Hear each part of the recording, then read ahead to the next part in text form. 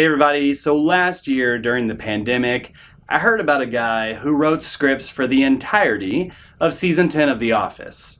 And so I caught up with Nicholas. This is more of just two fans of The Office goofing around, but I had a good time talking with Nicholas, so I hope you enjoy. So what led you into The Office season 10? Yeah, for sure. I mean, I think above anything else, it's probably just being a big fan of the show, right? I mean, like countless others out there, watched it when it was on the air, kind of grew up with it, throughout high school and stuff like that. And I think it kind of just grew to be one of those shows that's always been or started to develop where it's on the background or in the background. You know what I mean? It's when I'm cooking, when I'm going to bed, like that sort of stuff, just naturally. And, I kind of found myself quoting it and picturing the scenes and whatnot. If I'm just like cooking in the kitchen, it's on in the other room or something like that. So I was like, okay, love The Office, trying to do some writing stuff. And, eventually I kind of married those two things together and was like, what if I kind of took The Office and if it was still around today, right? The Office season 10. So, started, it was something completely different for me. I'd never done any sort of screenwriting or anything like that. So like formatting is not perfect and all that sort of stuff. Did my research where I could, but, at the end of the day, it's really a fun project, I think, that kind of was just born out of two passions, one for a show and one for one of my hobbies. I think if it had just sat on my desktop in a folder, I would still be as happy, with how it had turned out, as having kind of shared it with the public. Well, it kind of blew up, right? Back during quarantine, it was like, the right thing at the right moment in a bad time. So you're a fan of The Office. What would you say is your favorite episode? I'll probably go with an oddball here, and one that people probably skip over mainly because of the cringe nature of it, and that's probably Dinner Party. Okay. I mean, I think it's such an uncomfortable episode, but I think that's what's so genius about it. I think having that out of office dynamic too, in Michael's home and like seeing what's going on kind of behind the scenes is something that we were all kind of curious about. So being able to get that POV and get it through the lens of Jim and Pam and Dwight and Angela and Andy and Dwight's babysitter or whoever he brought was absolutely awesome. And I think that's still one that I'll continue to find myself rewatching. Other cringe ones, Scott's Tots, that's probably one that is a little bit tougher to watch. But if I had to answer, I'd probably say Dinner Party. Real quick, out of the side characters, maybe like one or two offs, like who do you like the most? I mean, Hank is good. I know.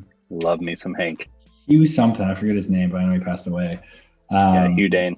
Hugh Dane, right. I always think he's great, and just such a simple character, but I think he pulls it through so well. And I think what comes to mind is the surplus episode between the new copier and the new chairs, and when he pulls Hank in there, and Hank's just so like monotone, flat about it, and it's like, let me see the copier. Not much lumbar support. Yeah. Me and the blues. It's me and the blues. This ends now. I don't know if you'd call Gabe a side character, maybe a little bit. I mean, he kind of disappears, right, for a season or two, and he's obviously not in the earlier ones, a little bit less so. But I don't know. I feel like that's another just example of an actor that nails his character, and I think he's phenomenal. I wanted to do some, let's see how creative you are, kind of on the fly. So I have two different things. So I'm going to give you a scenario. And then maybe you can tell me, and this isn't rehearsed, everybody, we haven't done this. Maybe you can tell me, or you could maybe start fleshing out a scene of what you think that situation would play out like. Let's talk about Michael meeting Robert California for the first time. Yeah, that is something that I touched on, but I want to go into it because I thought it was interesting. So he's barely in it, right? And even just kind of riffing a little bit. I think he would kind of make cameos, right? I mean, I don't think that's a character that I'd pull back in, or that, you know, anyone would really pull back in. But I think that's another one where I think the dynamic between Michael and Robert California would be somewhat similar to Robert's and Kevin. Remember that? Like when Kevin's just saying the most simplistic thing, he's comparing things to cookies, and Robert's just eating it up. So I could easily see that happening where, you know, Michael's so aloof and so beyond Robert's like sort of vast way of thinking that that he eventually leans into Michael and loves Michael, and I could see them kind of having a good thing. And I could see Robert too being another sort of Ryan to Michael, just this sort of odd fascination where like he wants to be like him, and maybe, you know, Michael starts to try to say some things and try to be really sort of deep and you know, go deep into like interpretation and whatnot and existential, and just lead to even more just sort of idiotic commentary from him. What they would get into exactly, I don't know, but that's the sort of dynamic that I kind of see. Michael buys a VR system and brings it into the office. What happens? I could see him doing, I don't know why, like a water park comes to mind or something. I could see him just like looking up the absolutely most ridiculous sort of VR scenarios, like roller coasters and stuff like that, and just having Dwight like set up these basically obstacle courses and like kids forts and stuff like that, so Michael could like really take advantage of it. So I think Dwight would be right alongside of him, and that it would just basically destroy the office because Michael would be walking around with that thing 24/7, and never in reality, whether he's talking to clients, he would try to wear it, you know, in a conference room, all those different scenarios. So I think ultimately it would probably just escalate to madness. I love it. Okay, how does Michael react to cryptocurrency? I could see him getting, well, I guess this is a little bit of a sidebar. It's not really crypto, but like GameStop or something like that. So just more just like these Wall Street bets trends and that sort of stuff over crypto. You know, I could see him doing something dumb, like going to GameStop and like trying to just like buy out every game that they have, and thinking that that's his way of like getting into GameStop and like buying a stock of it or something. For crypto, I could see him just trying to make up his own coin, probably, right? Maybe in the vein of Shroot Bucks and Stanley Nichols and stuff like that. So I think that might be something that's more up Dwight's alley, but you know, I think ultimately he would just probably lose all of his money and end up selling his condo to buy like one share of crypto or something. You know, a Stanley Nickel is now a thing. Did you see that? No, is it? Yeah, I was researching. Yeah, it's a thing. I was researching. Stanley, and I was like, I can't remember how I stumbled onto it, but it's a NFT, I think is what it is. Okay, interesting. Yeah, NFTs those are something else too. I really can't wrap my mind around those because it's, I don't really get it, but it's a thing. It's a nickel token, I think, and it's a real live version of Stanley Nickel. I think it's like a money raising thing for his project. Okay. I don't know, the Uncle Stanley thing. I don't know if you'd seen that. Right. It came out like maybe a month or two after yours. The pandemic was full of office stuff. It was bizarre. It was nuts. And like, you know, I think the one thing that I intentionally kind of steered away from was the pandemic intentionally, just because, you know, I thought maybe, you know, it's the last thing that people might want to read about. But I feel like even when I was writing the season 10, I would continually see like on Reddit or like on Instagram or something, just like a quick, like on the notes app of somebody's phone, of, like, a quick scene of something that might happen in there, which had led to like a month ago, I you know, tried my hand at a pandemic episode as kind of just a random bonus episode. Right. Yes. So no, I think it was full of memes and full of fan fiction stuff, and yeah, at the end of the day, probably just an escape, right? Yeah. Okay, so here's fun thing. So what I like to do when I'm analyzing episodes of The Office, part of the things I do, I don't know if you've watched any of the stuff I do on the channel, but part of what I do is like try to dig out what the moral or the message or the deeper meaning of that episode is. Most of the time it's there. It's pretty easy to spot out. Sometimes there is no moral, and sometimes that's the point. Sometimes they're just like episodes that are just there for, specific reasons, like they needed to have this episode, right? So, but for me, anytime I watch something, I read something, it's always but what's it mean, So I don't know if you're like me at all, but I love to see what other people think about things. And you kind of already brought up a couple of these episodes. So I was going to say, on the fly, no prep whatsoever. Okay. What do you think the message of the dinner party episode is? I think if we're talking I'm just going to go for it with like a deeper meaning. And I think that's probably is like, you don't always get the picture or the full picture, right? Or the full perspective of everything that's going on. Obviously Michael was publicly in love with Jan, or at least in front of the cameras and at the office. And I think, Michael wanted to have everybody over, and Jim just thought he'd be super annoying, and he was annoying. But I think that's sort of like past the surface level, past the office, where what people's home lives are like. And I think that's what I kind of pulled away is like Jan and Michael's relationship is like terrible, right? Like we knew that she wasn't the best to him by any means either. But I feel like that just kind of really hit that home. And you knew by the end, right, when Michael's staying with Dwight at the end, right? And the officer would come over and Jim's house is on fire, flooded, or whatever it is. That's really the message, at least for me, that there's something deeper going on that like didn't come through in that office setting. I love it. Scott's Tots. What's the deeper meaning of Scott's Tots? I think just probably something related with time.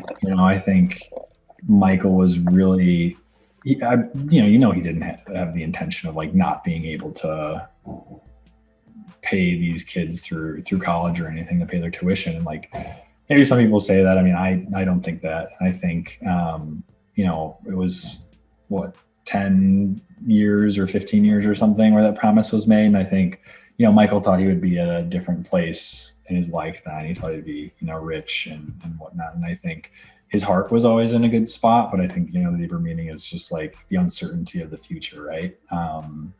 And that's so far deep because the episode is so cringy and so uncomfortable, but hopefully that's probably the reason I can get through an episode of Scott's Tots. I love it. That's the way I look at that one. That's like my favorite thing is even some of these irredeemable episodes, they're like, there's a lot of depth and love, and these, you find a message and then you're like, but am I just reading into this? And then you go through, I'll like watch it again and I'm like, well, that literally, they wrote that for this meeting. That has to be, then I'm finding little connections, and I'm either conspiracy theory guy that's just making up stuff, or I'm not smart and I'm just watching the episode the way that it was intended, and like pulling together things that are right there. So I think that's the genius of this show, though. At the end of the day, it's like, and why people rewatch it, because I do the same thing. I theorize and I try to pull things out, and I notice new things that weren't there before that can, like, if I'm doing a quick watch through, I'll remember things that were in season 2 that show up, again in season 7 or something. And I think that's what's so cool about the show. You can kind of take things or leave things up for interpretation and take away different things. Okay, so let me ask this. What do you think makes for good, like, what is I asked you, what is your favorite like character from The Office, but what do you think makes good writing for a character? Maybe not even just in The Office, but any show that you're a fan of. Like, what makes for a good character? Mm-hmm.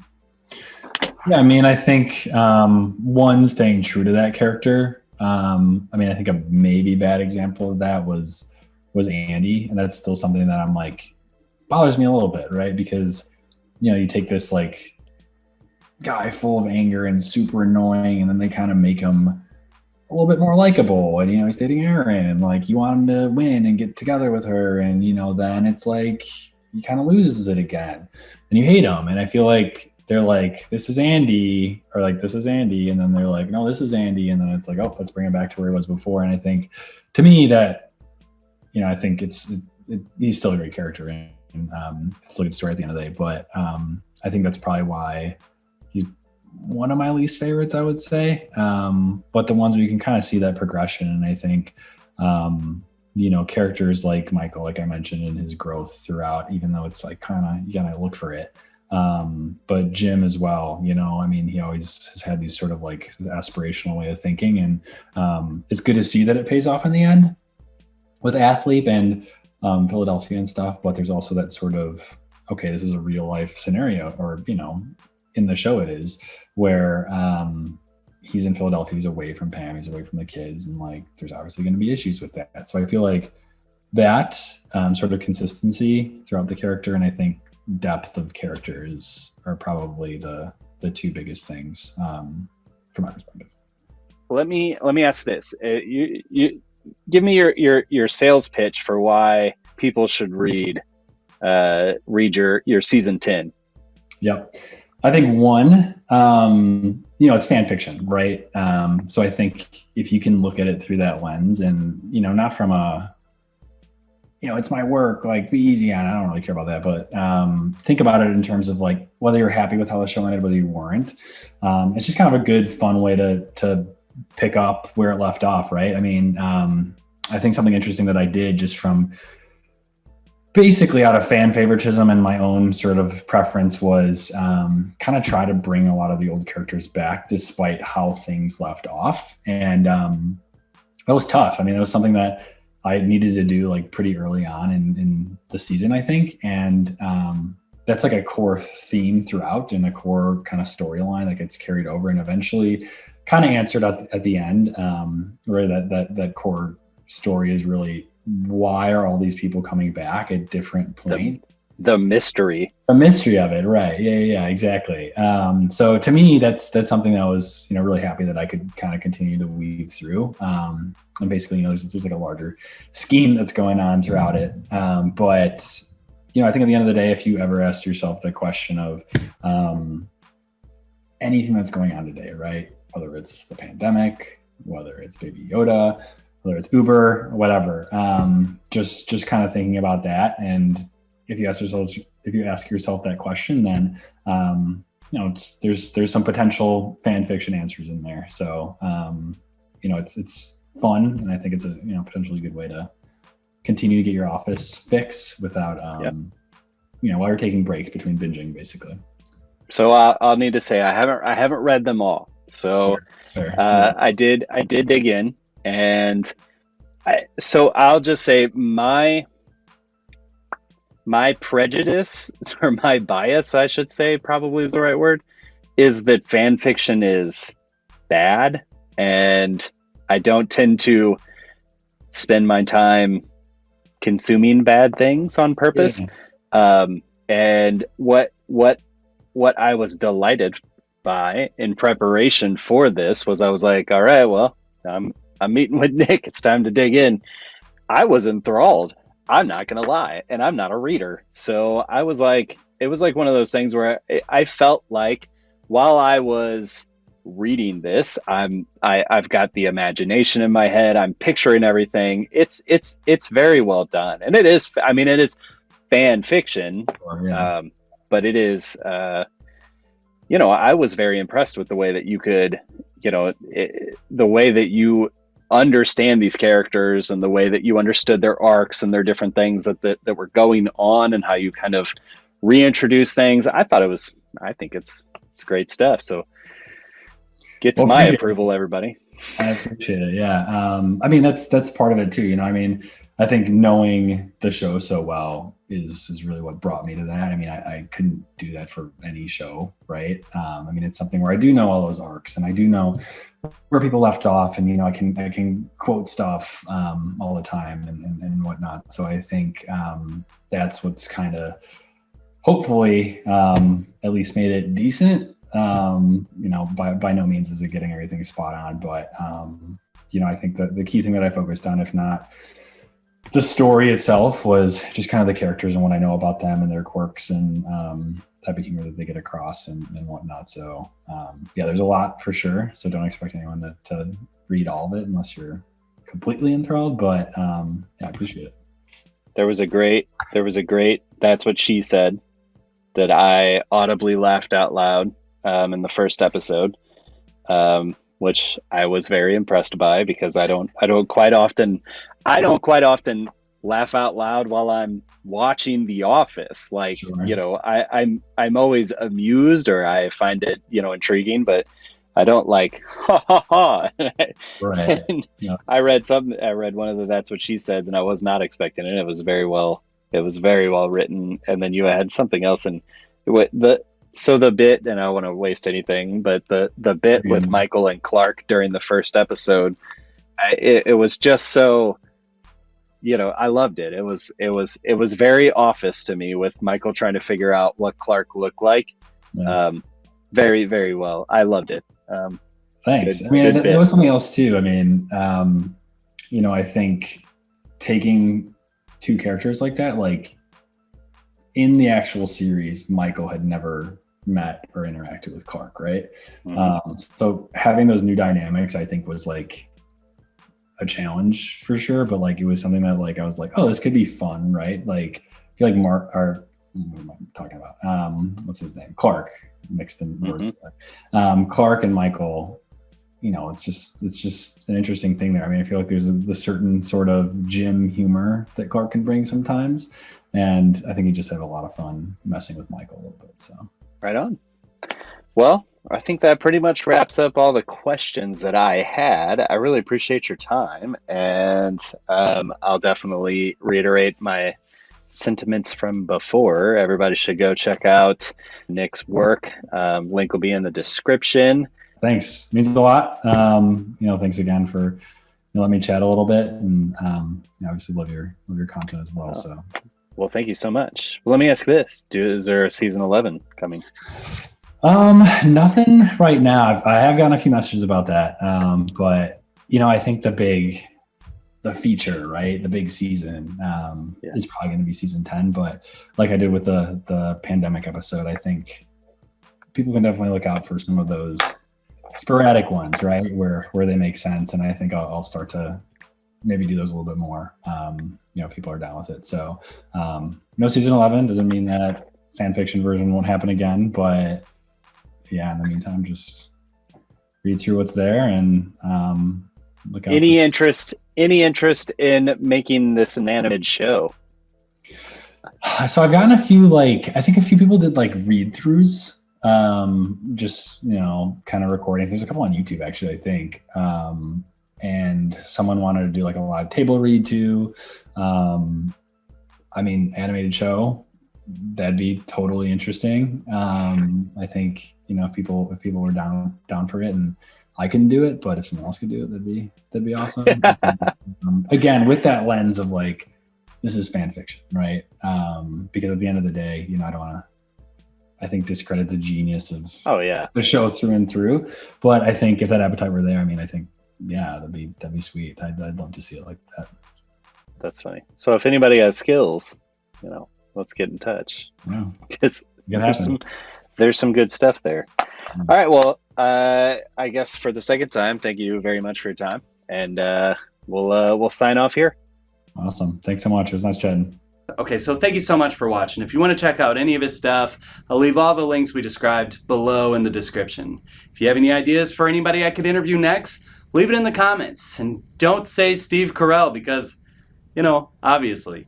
But if you do know anybody associated with the show or any ideas for anything like that, I'd love to sit down with anyone who will talk to me. So thank you so much for watching, and we'll see you next time.